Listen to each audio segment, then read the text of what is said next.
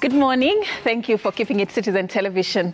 We really appreciate your time and company. You're just in time for the social hour. And on this hour, we just want you to put your phones down because that is exactly what we want to talk about.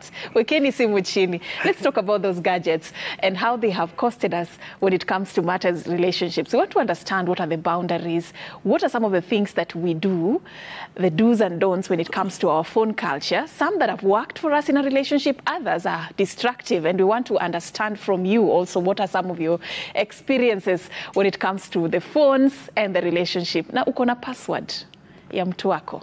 Hiyo tu ni swali I'm asking. Do you have the password of your partner? I mean, sometimes when you talk about transparency and being open and putting everything on the table, does that include passwords?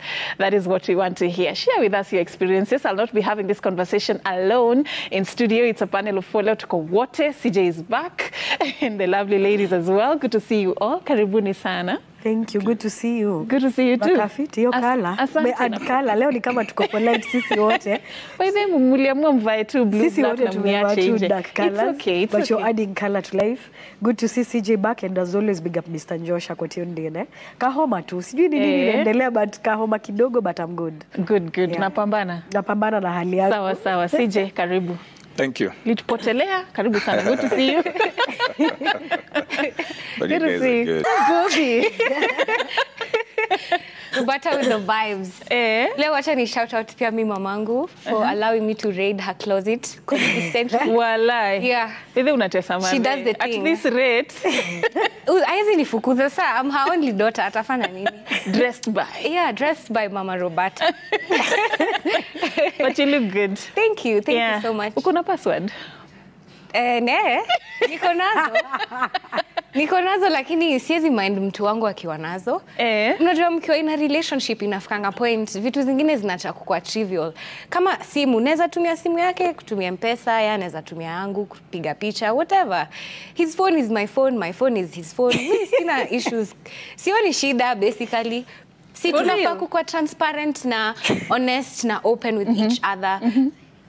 It's not even about going through someone's phone, I think, there's a thing with breaching privacy, and there's a thing with topic yote iko na vitu mingi. Kuna insecurities, kuna watu wako traumatized, kuna old patterns repeating themselves. So of course if you see, kama venye tukua tunasema sai kwa makeup room, nimepata mkiongea ati unaweza acha simu yako, sijui ukiacha simu yako ikiface chini on a date inamaanisha mimi sidhani nishaifikiria kitu. Why? But I see how someone who's been traumatized by a person who did such things to them, it's a pattern they'll notice. You see someone hiding their phone, they're not as open as they should be, or they're very, very overprotective. Kuna ile kawaida ya please don't breach my privacy, lakini kuna ile ya insecurity hapa inaweza kuwa detected. So I think it's just about so we hauna shida kushare password. Mimi sina shida. Na uko na password. Mpoa wangu wako very welcome. Kuangalia wangapi wako na password? Tunauliza na ni vizuri kupatiana password. That's the question we want you to respond to. But then what she's referring to ni story ya uko na mtu, maybe you guys are chilling or you on a date na simu yake screen ina face down. Whether that's a red flag or not. Ama it's just an innocent mtu ameweka simu. They're always putting their phone face down. Why? Hiyo ndo swali nauliza. Kiti, uko na password? Ama ni vizuri kushare password? Ama would you know? Once upon a time, nilikuwa na password ya Facebook. Your time when Facebook was Facebook, nilikuwa na password ya Facebook. Nilikuwa na password ya simu, nilikuwa na password ya M-Pesa.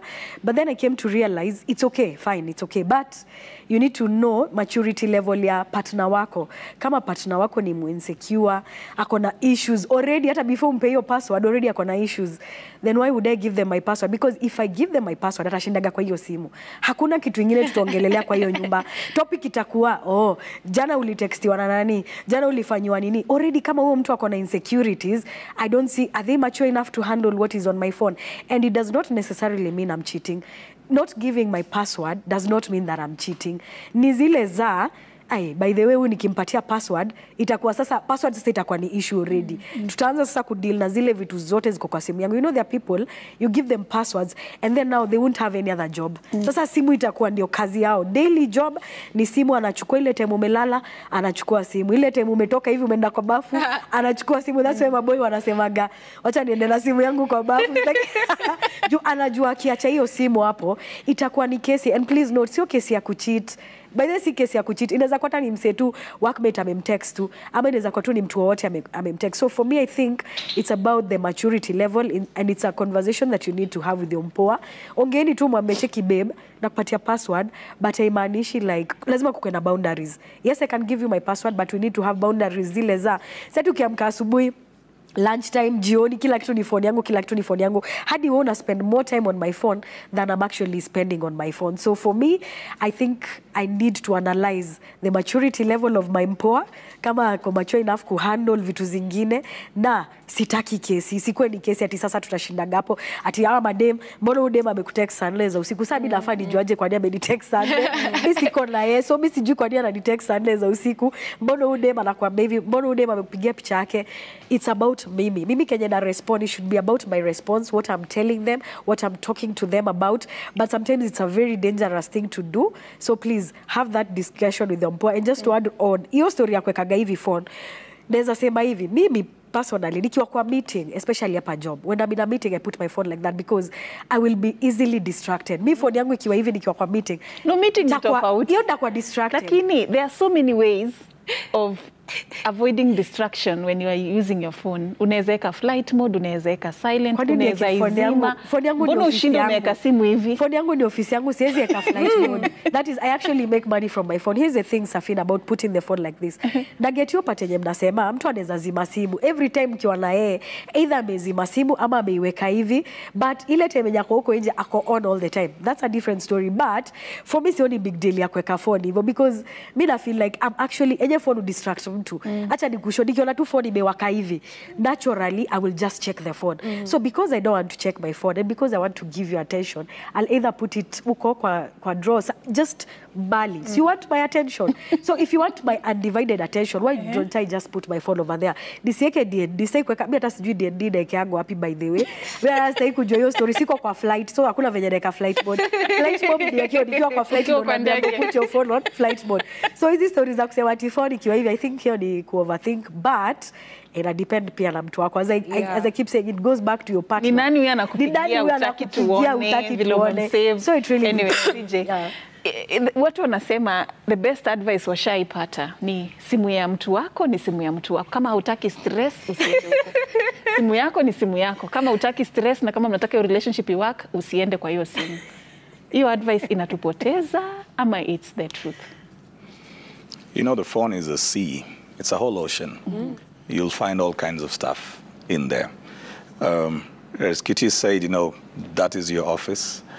That's your place of network. That has your family contacts. It represents a lot of things about yourself. And there are people you will meet even casually who will ask for your number. And they start texting you. You can't even control what they will be saying. On that phone, you will find transactions. You may have helped somebody with money without your partner knowing. You may have had an issue you're dealing with somewhere else. So there's a lot of things there. You just need to make sure that by the time you're allowing this person to get to your phone, they can actually handle it. That's just the whole thing. They can handle anything they find there. And it's, again, it's not just with cheating. They can handle every other transaction. They can handle people calling you names that you don't respond to probably. They can handle a colleague calling you dear or a colleague calling you honey. You may have a colleague who is very endearing with their words, and they say that to everybody. So if your man is very insecure, then he finds a text coming in, hi dear, are we meeting tomorrow? That can bring a fight, you know. So now you've got to explain this hi dear thing, even if you don't respond, Cutie. Sometimes guys are like, but why do they have the confidence to call you that? You can't control that. So if somebody is coming into the space of your phone, they just need to have the emotional intelligence to handle what they will find there. And they should be able, one, to handle it, two, to understand, and they cannot always be raising issues as well. So, and I think that, you know, intimacy is grown over time. We can't start relating today. I meet Roberta today, we start relating, and then suddenly now we have all these rules. Your phone is my phone is your phone. No, it can't work like that. We've got to know, just the same way your account, we can't meet today and then now you have my ATM card and stuff. The same way we guard that. You've got to grow to know what this person can handle and how much they can handle. Not because you want to hide stuff, but you don't want to have unnecessary negative energy where you're spending most of your time explaining things that are trivial and then you're no longer building what you came to build. But you all of you have touched on something very important. You're outside world and you cannot control. Roberta, can't you, once you get into a relationship, I want to believe there are things that change you more automatically. Your friends will have to know there are certain names, there are certain times they can't call, there are certain text messages they can't be sending. I mean, could it be like, are we right to say like you cannot control whatever the outside world does? Yeah. Or the messages you receive or the calls and the times that they call? Can't you control that? Can't you tell your friends You definitely can. You definitely can. But you see, not prematurely. There's no way I'm starting to tell people within the month, you know, don't text me, don't tell me you love me this week. I have a boyfriend of 3 weeks. When you two CJ amesema, iyo growth, and he's talked about emotional intelligence. Let me explain what emotional intelligence is and how it comes to play. In this. Emotional intelligence doesn't mean that you ignore or you don't care or it's none of your business or you don't ask questions because you know you're not allowed to go through that phone, so now you're mature. That's not what it is. Emotional intelligence in this context is whatever happens, your reaction, how you react, how you handle the situation is very, very grown up. It's very mature. Your feelings are valid. If you go through my phone and you see something that hurts you, that's very, very valid. I should be able to come from the space of, I'm ready to explain whatever questions you have. We're supposed to have this space to be able to have this conversation. I should be able to explain to you why QT has been telling me she loves me all the time, every conversation we have. Is there something more? Is there something, you know, I should be able to tell you, no, I've known QT for 15 years, bro. When she tells me she loves me, it's because the love she has for me, it's actually, she means it. You know, easy conversations ni vitu mnaweza have. Na, venye tu nimesema, hautaanza kudate mtu 3 weeks ago, alafu in that month, ushaambia kila mtu mwenye anakuitanga love, dear, don't call me, don't text me. But also there's a way you conduct yourself to show that you're able to give your partner reassurance and also you're able to check these other relationships that you have going on. Bila disrespect, bila kufanya mtu feel ni kama feelings zake ziko invalid or what they're seeing and what they're feeling is not real. Because like I was saying, most of us are moving through earth very, very traumatized because of patterns we've been through, things we've gone through. Most of the questions asked here, they're asked because people have gone through them and these are feelings they have. These are things. Kuna mtu mahali jana ali notice chali yake uweka simu hivyo chini na sasa amefungwa Citizen anala. Awatu kumbe wakorada yangu. So hizi vitu ni very real. Haimaanishi ati juu hiyo ni kitu imekufanyikia kila mtu ako hivyo anafanyanga hivyo. It's a point where you reach in your life and you decide, I need to have healthier relationships. I need to attach better to people. I need to have amazing, healthier relationships in general. And this means being able to regulate your emotions, managing them, understanding them so that you're able to communicate them to the other person. So in this case where you're feeling insecure, you should be able to bring it up. You should be able to tell your partner, babe, I feel very insecure when I see those messages. I need some extra reassurance. I don't like when I see this text. I don't like when you put your phone like that. Then you guys can have space for a conversation. And I always say there's nothing too small. There's nothing stupid. There's nothing that's not important when it comes to your emotions. They're very, very valid. It could be something that it has no reason to make you insecure, but if you feel it, please bring it up so that it doesn't end up bringing resentment in the relationship, and you're just able to say, yo, I don't like this. And also pia CJ amesema na pia QT amesema si ati sasa hiyo ndio itakuanga discussion kila saa ama point. The other person also needs to work on security. They need to understand if Bobby has given me access to her phone, it doesn't mean I need to go through all her messages, all her M-Pesa, all sijui what. Pia hiyo ni breach of trust. It should be my phone is here. If you need to do something with it, cool. But also understand my phone has private stuff. My phone has, it's just like your bank account, your computer. It has personal things. I'm not saying, Ati, you should keep secrets from your partner. But there's things, they come in discussion. There's things even, things as simple as my work, articles I write. Sometimes I don't want people to read my drafts. My friend could be on my laptop and I just don't want them to read my draft. It's not that it's private. I'll post it for the public to see later on. But for now, as I'm working on it, it's just personal. It's private. So it's just about communication, addressing insecurities, addressing how you attach to your lovers, your partners, your friends.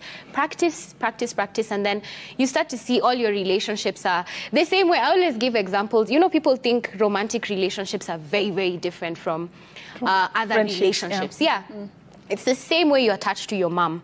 It's the way if your mom went through your phone, what's your reaction? Your mom will probably not go through your phone right now as an adult, but there's things, but you could give her your phone without feeling like you have to really necessarily hide something. So why can't you show up like that also in your romantic relationship? Well, it's easier said than done. Hivyo vile umesema, vile tunafaa kuishi, but reality tofauti. Like those discussions, usually they are not those sober discussions like I feel insecure. Inakuanga mbona udema amekutext like sasa watu washajam. Nani mbona amekuita boo? But anyway, the question I wanted to ask is for instance, besti wako amekuwa akikuita boo, mmekuwa mkiitana hizo majina before you started dating, and then now you're dating, they're still calling you that. Is your partner justified to begin asking questions? Unajua ni personal question. Nimetumia example. Sikuwa najua kama hivi. Kama umeniona. Basi mimi nakwanga na maboys wenye ama anakupigia hata 12 usiku, that culture. Is your partner justified to begin? I think they questions? Are. Yes, they are justified, because at the end of the day, vile umesema, if I'm single, there's a way mtu act. Unaget? Mimi saizi mimi nawaganisha declare. So hata mabeste wangu wanajua udem, naweza mpigia anytime. But unacheki hao mabeste wako at the same time ile time watajua kwa relationship, huo boy automatically yeye na akili yake anafaa kwa chako ni tabu. Hata sifai kumwambia. Una get? Yani, kama mimi you also have a role to play. Yes, I have a in role your social circle. I do have a role to play. But listen, cheki, mimi niko na best yangu boy na mwitanga boo. Actually niko na best na mwitanga boo. Then an example. Sio example ndio maana nimeshindwa hiyo boo, kwani uliona simu yangu. So boo ama yeye ni tabu na mimi mwitabu. But ile time yenye yeye ameingia into a relationship, imagine Safina, I'm supposed to be mature enough not to text him and tell him hi boo. Nafa ni mwambie ni aje. Una get like hata mimi mwenye your circle is supposed to be mature enough to actually withdraw that. Sometimes I don't even need to tell them. Ni kama saizi tuseme tu, acha nipeane example na Bobby. Hata kuna maybe time yenye tuna spend too much time together, but hata yeye kicheki niko na mtu wangu anafaa ku understand venye tulikuwa tuna hang out mpaka 1 am. Siwezi enda kwake nikae hadi 1 am na niko na mpoa wangu kwa how. You know, some things need to change, and my circle first of all needs to understand, and my circle needs to change before I even have that conversation with them. Kama ni best yangu for real na respect relationship yangu, huyo best yangu anafaa kwa chako ni tabu. Huyo best yangu anafaa kwa chako nita 12 am kuniambia ni aje tokea form. Na anajua kabisa yenyewe nimeingia kwa relationship, anajua nimechange my ways, anajua so isako yangu yenye iko hapa wanafaa kukua mature enough. That's why wanasema show me your friends and I tell you who you are. So are these people mature enough to be able to respect that I'm in a relationship? Yes, hizi siku zingine tumekuwa tukihang out tunaenda hadi 1 hadi 4 nini, but when I'm in a relationship, are they able to handle that? Are they able to control what they call me and how they, and if I feel they able to control what they call me and how they, and if I feel comfortable with my friends, I'd be able to tell them, si ati usinicall ama usinitext, cheki saizi niko kwa relationship na na feel like hapa tunaweza choma. Una get? Nafaa kukuwa na hiyo conversation na mabeste wangu, niwaambie sio ati niende nikienda nikiwaambia wewe usinitext ati I love you juu ati niko na mtu wangu. Hapana, ni aje saizi na feel tu niko kwa relationship na anaweza taka tukwe tu na hizo boundaries kiasi, cause unajua mpoa pia tumpatie heshima yake vile inafaa. So hizi ni conversations pia wewe una play part. Si ati sasa juko kwa relationship ati wachana na bond ataelewa. Emotionally Hiyo ni intelligent. kumdisrespect. Hakuna cheating, my man. If I'm letting other men walk all over me the way they used to when I was single, there are some behaviors na need kuachana nazo nikikuwa na mpoa. Sisemi that kata 100%, but lazima I have to meet him halfway. And if he's a good guy, kama ananipenda na mimi nampenda, why would I not create a special environment for him? Hata yeye feel like, because imagine tunaitana boo hapa ati saa 6 za usiku na boo wako hapa. By the way, even my girlfriends, hizi majina tunaitana sometimes zinaleta shida kwa relationship. Kuita Bobby. Na hata si kuna kitu inaendelea, unaita tu best yako love. Basi hizi achana kuitana na Bobby Bear ama my love. Bobby ni bebo wa mine. Lazima tuendelee. Na pia huyu be wangu kama ako intelligent enough, achane tu na friendship yangu na Bobby, but I will make sure that I respect him enough to create an environment that is good for him. Bali asifeel insecurity, asifeel vibaya. But this other life, we need to have this other life that we have friends. You know that, right? Lakini world ya sasa hivi huwezi kuwa sure hata kama ni best yake dem anyway. CJ, this gadget, many people say it may destroy so many relationships. To be too honest, what are some of the things zenye probably you would advise, the red flags, the things that people overdo zenye zinaleta shida kwa relationship na mambo ya simu? Sometimes tunaenda too overboard. Well, when you talk about overdo, then anything that is overdone is going to be a problem. Yeah. Anything. It could be as simple as you being on phone with your mom for most part of the night and you're married. That's your mom. But you see now it's robbing your person time as well. And then they don't know how to talk about that because this is your mom. It's not that they are threatened. It's not that this is a competitor. It could be your sibling who keeps on calling. You see, all these boundaries are easier when you're talking about friends. What about if it's your brother calling you at 4 a.m. in the morning? He's always in trouble. He always wants money. How does your person then fit into this? Does your person then fit into this without seemingly interfering or being seen to be insensitive to your family? So I think the whole thing then comes to how the two of you do connect before you set any other rules, because those things are very easy when you're talking about your exes, you're talking about your friends, you're talking about your potentials, but it can still come back to your family. It could be your sister who loves calling you and she's got issues and they're genuine issues. Well, and so every night, yeah, and every night she will call you and before you know it, you are sleeping at 1 because you're on phone. And so here's your man waiting in bed. And how does he fight the fact? Because once he asks, who is that you're talking to? It's my sister. Now, how does he go past that? Because there's nothing to fight there apart from now to say you're spending too much time on your phone. What do? You go back and call your sister and say, he's saying I'm spending too much time on the phone. So on the other side, the interpretation will also be different. I think the dynamics are very different in all of this. So it comes back to the element that has been spoken about, one of respect. That if you have respect, the phone is a gadget. The phone is not a person in itself. The phone is a medium. It will only amplify what you have as a person. How I behave with the phone just amplifies who I am. So if I have respect, that will show, even in my behavior in the phone. Whether I'm placing it upside down, putting it aside, switching it off. Some people will also feel like, why are you switching off your phone? Why are you afraid? Every time you're together, your phone is off. That's a red flag. They feel that's a red flag. Every time. And yet somebody else may be thinking, let me just switch it off because I normally receive a lot of calls, very innocently. And then somebody else will be like, that phone is always off. You see, so the problem here is not the phone. It is the mentality of the people who are dealing around this phone. It's just a medium. So the things that we need to look at is respect, the element of understanding. So the other person raises issues about it. Look at it whether that is valid. You know, whether it is me talking to my brother or me talking to my male friends or me on the phone with my mother or something, if it is affecting the other person, I've got to ask myself, is that valid? Because I can't just dismiss it and say, but that's my brother I'm talking to. What's your issue? You don't want me to talk to my brother. What they're complaining about is not who I'm talking to. It is about the time that is being taken away from them. So I've got to have a sense of understanding around understand this, that if I got into an exclusive relationship, there are certain requirements that will make it work. I'm going to have to put in time. So anything that is taking away time is affecting this relationship. I'm going to have to build trust. Anything that is eating up on trust is going to affect this relationship. I'm going to have to put in communication. So anything that is affecting our communication, whether it means I'm going to hide stuff or not say stuff or lie, anything affecting the communication is going to eat up on this. I've got to put in truth. So anything that is eating up that truth is going to affect this communication. So I think you've got to first of all look at what does it take to build a solid, proper and healthy relationship.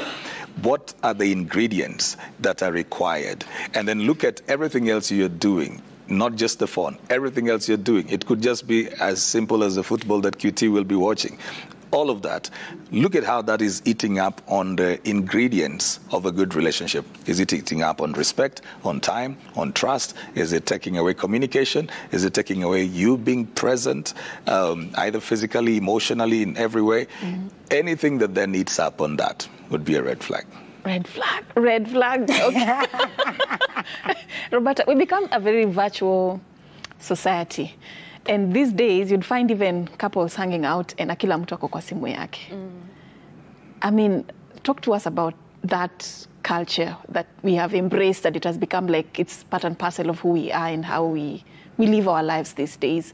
Hata nyumbani in the evening, you'd find, instead of spending quality time as a family, kila mtu kwa simu yake, including the children. Wamezaliwa wakaona this is the culture and they've picked it up. Yeah. So everybody is sort of like, we have friends elsewhere that we are spending so much quality time with online on our phones. We are in the car, everyone is on their phone. How destructive is this when it comes to just bonding and building those quality relationships that you're talking about? Venye tu CJ amesema, anything in excess becomes a problem. Hata maji ni poa, lakini ukunywa mob, utadedi. Anything in excess can easily become toxic.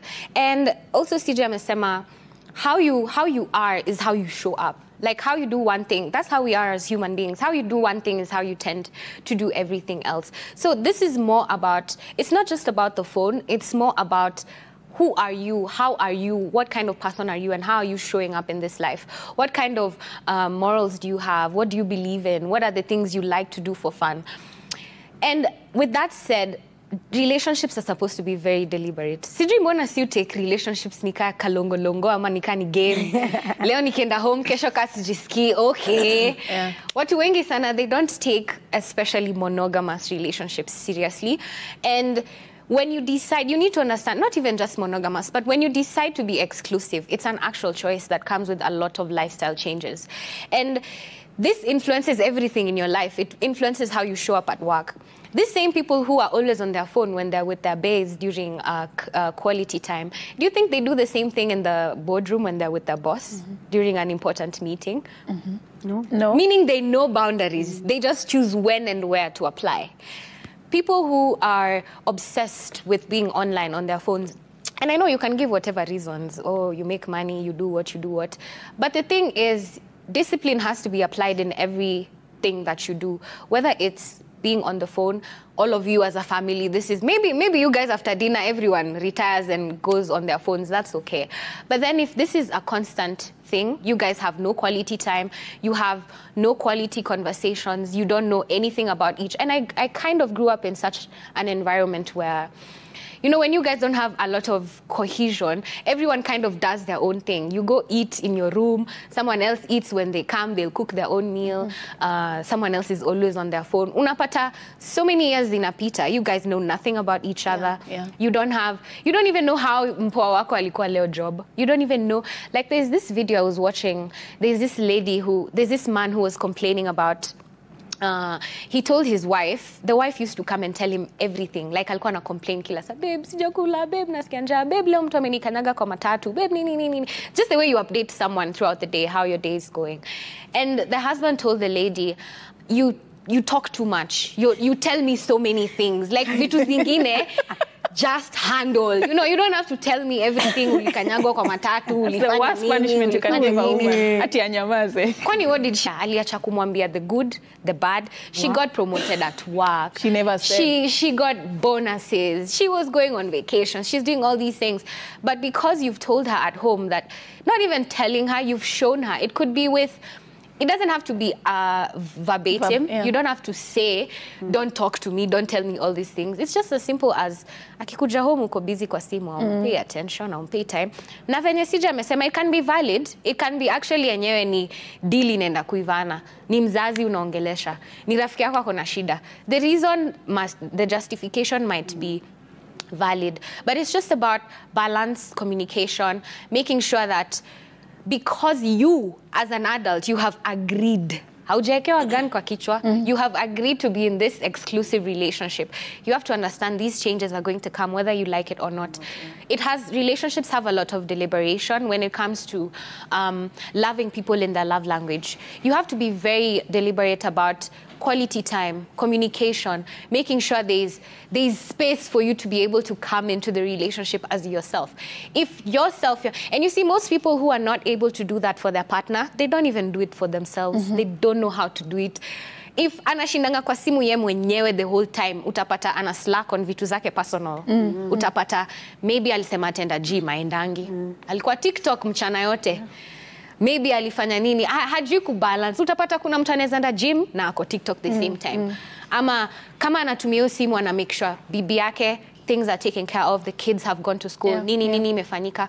But most people don't know about self-discipline and balance, and that's where the issue comes. So everything in excess is an issue. Just make sure you're showing up, especially easy relationships umechagua. Za family unaweza decide maybe kuwalenga, maybe you don't like your sister that much, but mbona uende uchukue dem? My lord. Maybe you don't want to be around your sister. You know, that's valid. Mbona uende uchukue dota wa mwenyewe na mtu? Mbona uchukue mtu si wenu, hamko related, yeye anataka tu kupendwa, anataka tu conversation. Umlete kwa kijako umlenge. Sasa unadu. It makes sense. I love that. It makes sense. Anyway, let me just make a disclaimer. Kuna wale they make money through their phones. Na hiyo inaeleweka. But then I believe hata hiyo iko na boundaries. You see, the same way ukiwa kwa ofisi kuna time unamaliza na unaenda kwa your social life and other issues. Even if you're an online content creator, ama we ushinda online kumake pesa, it is understandable. But it doesn't have to be at the expense of the time that you spend with your loved one. Lazima kukuwe na boundaries. Lazima kuna time unatoka, log out, you spend time with your family. You can't be online 24 hours. That means if it was like ile kazi ya ofisi, huyo mtu angekuwa anakaa kwa ofisi 24 hours. Is it practical? It's not. So hiyo si excuse. But turudi pale kwa password kidogo. Kuna kitu nataka kujua. Kitu ushainyimwa password ama mtu ushaikuwa na mtu mwenye ako keji na mambo yake ya simu, and how did it make you feel if you have ever been in that experience? I felt like he was hiding something because I felt like mbona usinipatie password yako? Maybe aliona siwezi handle ama siko emotionally intelligent. But ukiona mtu ako so protective with their password, they're like with their phone all the time, hataki waiguza, for me that's a red flag. So I felt like at that particular point nili feel like umse kuna kitu ana hide na umse hiyo ni red flag yenyewe. Unajua vile nili handle me, I was like, bro, if you're not sharing your password then it means you're hiding something. Na akakuwa defensive about it. So I was like, hapana, hii relationship hata niko hapa kwa nini? Because mbona tunafichana hizi vitu zote? Na haimaanishi, as I said earlier tukianza show, nilisema haimaanishi ukinipatia password hiyo ndio itakuwa kazi. Ati ndakuwa nashinda kwa simu yako. Vitu happen Safin. Na ina happen hakuna mtu mwenye hata alikuwa na hiyo password ya simu yako. So once in a while lipoa msee mmoja akikuwa na password ya simu yako. So na feeling like kuna wale wako defensive and you would know. Safin, utajua ule mtu mwenye anaficha. Imagine utajua tu like atakuwa defensive, atakwambia we pia wewe kwani una kazi nyingine utashinda hapa. Yani the way someone addresses you, the way someone talks to you, you would be like huyu kuna kitu anaficha. But mtu mwenye ana kitu ya kuficha, hata atakwambia chukua your phone, like you'd be like unapigiwa na sijui nani, akwambia by the pick up moment I'm call back later. You see, if you create such an environment, someone would feel like hapo ako easy, ametulia. Si mingi. Kuna wengine unaweza pewa password upate hata ni birthday yako, you're like, oh. But Safi, wacha nikushow. Unaona ukicreate your environment. For me, I believe if I create a certain environment for my mpoa, they will not feel secure. Maybe it's just my way of making them feel secure. Hata si ati nampatia hiyo password ati ndio afanye anything. Nampatia ndio feel secure. Sometimes we do that to just make them feel. Vile nimesema, sometimes kuna vitu unafanyage na relationship kuonyesha mpoa wako by the kumbe udem wangu ananitambua. Una get like udem wangu ananirespect. Udem yangu ananipenda. Na si ati nimefanya hivyo ati ndio sasa ashindage hapo, but there is a way you just do things. And even putting my friends, not really putting them aside, but putting a boundary. I need to put a boundary with my male friends. For example, mi upenda kupea an example na mimi. The guys that I work with on the show, Ronix na Bensu, I would not imagine I will not call them at 12. I will not call them past 10 kwa sababu najua huyu mse anaishi na mama. So mbona nataka kumpigia simu at 12? Kwani ni emergency gani enye haiwezi ngojadi the next day? Na kama ni emergency, I just text. Nimwambie niaje ukigeti text kesho asubuhi, please fanya ABCD unless it's an emergency. Why don't I as a friend respect that relationship? That's why nimesema it goes a long way with your circle and it goes a long way with me to make my guy feel insecure. But hii story ya kutextiwa, I'm allowing it. Why am I allowing men to call me at 12 a.m. at 2 a.m. Why am I doing that to my person? Hata feel disrespected, hata feel udem ni kama anitambui na ni kama anipendi. So it's my job, my responsibility to also make sure that he feels secure. At the end of the day, he's human. Hata akipigiwa na madem saa sita ama aende akifanya hizo vitu, sindasikia vibaya. So why would I do that to him? Vile Bobby amesema, penda mtoto wenyewe. Mwonyeshe mapenzi, mwonyeshe respect, mwonyeshe yendo kusema, alafu uone vile itaflow. Okay. Sije tumalize hii kesi ya password leo. Kuna watu wana represent, like the reason I ask you that question, there are people who feel very bad. Wako kwa relationship na hii issue ya password inaleta shida. Kabisa mtu ako na password kama 20. Kuna ya WhatsApp, kuna ya picha, kuna ya hajawahi pewa hiyo password. It brings a lot of issues. Is it a significant thing, and how should couples handle a situation such as what I've asked you, T, whereby you feel like you're not ready to be that open with your, na imanishi umpendi, but you're just not ready to allow them in that space? You see, I'll get back again to say the phone is a gadget. So this person you're dealing with has had a background. They've had their traumas, they've had their trainings, there's a way they are socialized. There are people who are not even comfortable to tell their siblings how much they earn.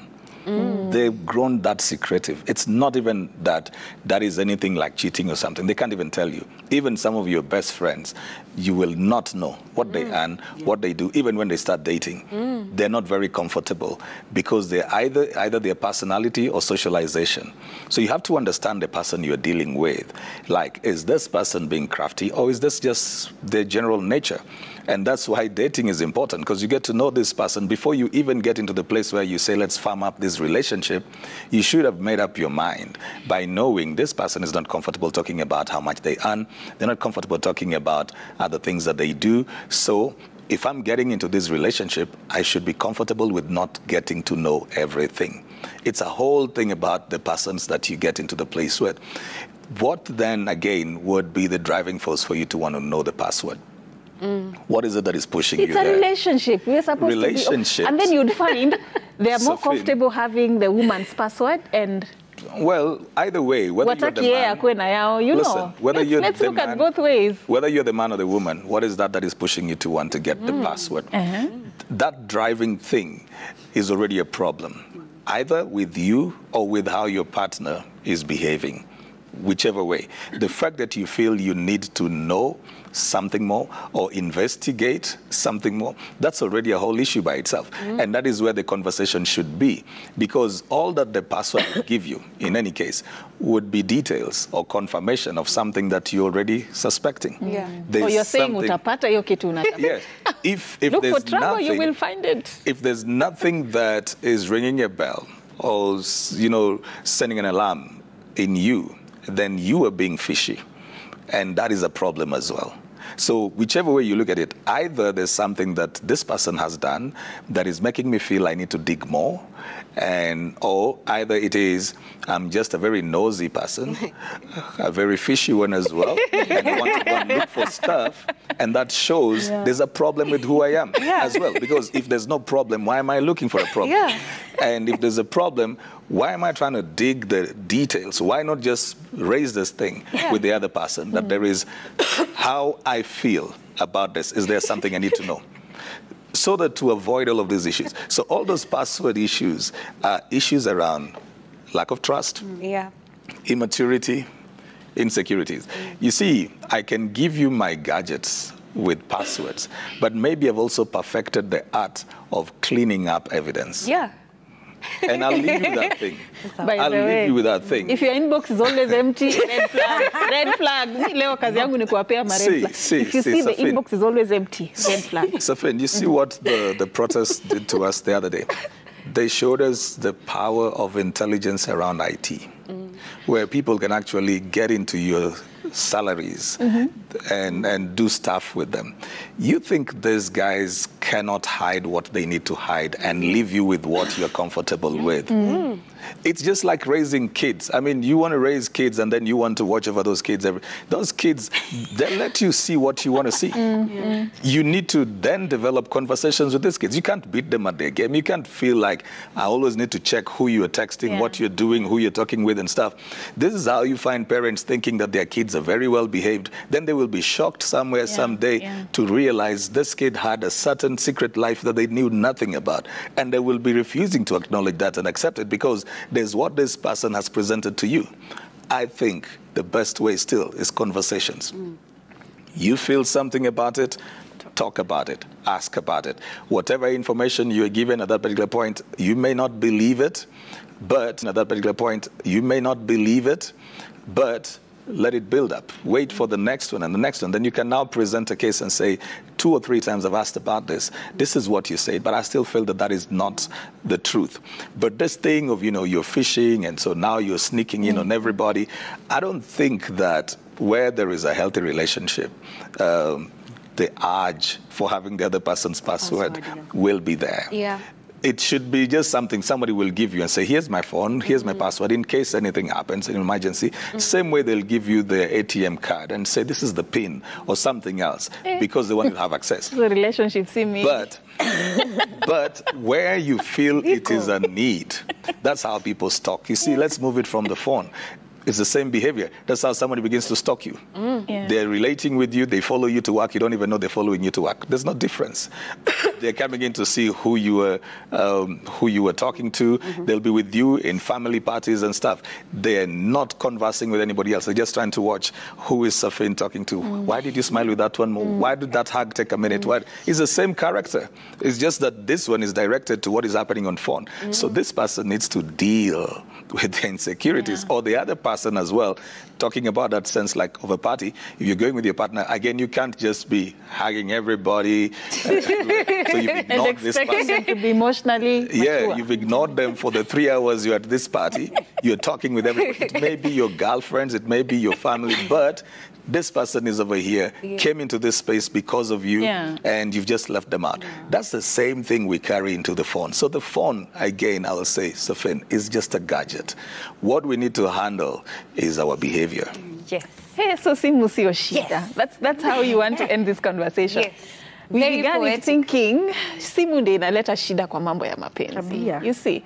But then Roberta, just a quick one as we wind up. Hakukuwa na password mkianza kudate. Then suddenly password zimeanza kuingia. Hiyo utainterpret aje?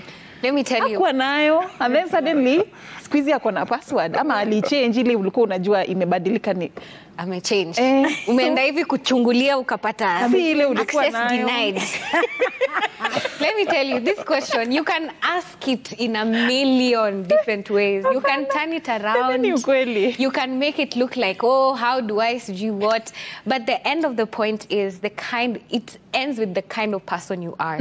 If you're insecure, if you're unable to communicate your feelings, if you don't know how to ask questions, if you don't know the difference between nani wako kwa sis, talk about it. If you don't know the difference between those two tones, True. Or achana na simu yangu, si nimekuambia uache kuangalia, and there's nothing on my phone, but if you want to check it out, we can have a discussion. Hizo reactions, hizo conversations, you have to have them. Now, venye tu CJ amesema, it still goes back to what are you doing, what's that need for going to check and finding out that your access has been denied? What's the issue? Their phones are very private, they're personal, they're things, you have your things in. If I want to change my password, I can. It's about am I willing to tell you I've changed my password? Is it going to be an issue if you ask me? How will I respond? How will we have this conversation when it comes up? Am I able to give you the new password? And you see, even in such situations, you might ask the person and they say, yeah, I changed my password and I don't want to give you the new one because I don't feel comfortable anymore. Very valid. Red flag. Let me tell you, that's very valid. Hizi vitu munasema ni red flag, but even within relationships, you're supposed to be able to respect this person. This person has their own autonomy, they have their own life, they have their own private things.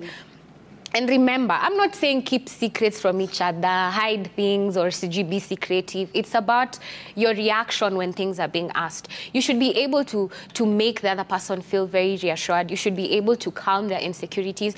Na hao pia, wasikuja hapa na insecurities zao. Venye tu nimesema, mimi mtu akikuja aniulize, nani wewe kwa simu yako? Reaction yangu inaweza kuwa ulikuwa unafanya nini kwa simu yangu? Na maybe hata hakuna kitu. It's just about your tone, how you approach me. Because if you ask me, Bobby, I'm a babe. All right. You know, I saw this message. Can we talk about it? Those are very different tones, and bring up the conversations very respectfully. All right. Unfortunately, we've run out of time, but wamesema simu ndio shida. Watu ndio shida. Simu si shida.